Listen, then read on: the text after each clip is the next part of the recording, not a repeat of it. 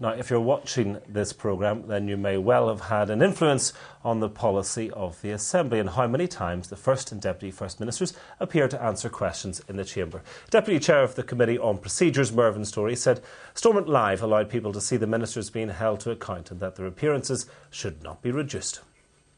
From our research, we were aware that the evidence presented by the juniors on this was quite convincing. It is, if the majority of questions asked by the members covered only 5 broad areas, maybe there was no need for fortnightly appearances.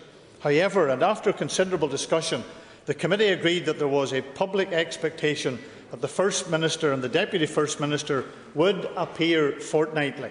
Putting them on the same schedule or rota as other ministers could be perceived as undermining their role. This outweighed any minor benefits that would have come from reducing their appearances at question time.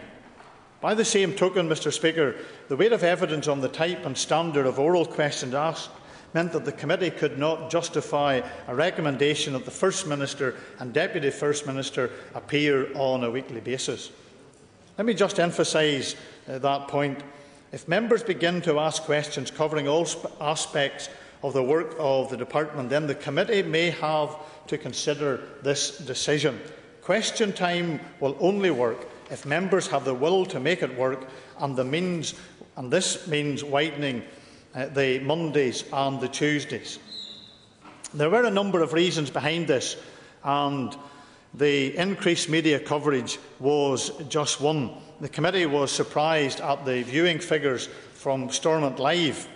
It regularly gets audiences of over 10,000 people, and that is to be encouraged. We want to make the Assembly open and accessible. The one way of doing this is through media coverage. After all, there is no way we could get 10,000 people into the public gallery in the Chamber, even if they were pushing down the doors, and I don't think at this minute in time that is actually taking place. Oh, you never know.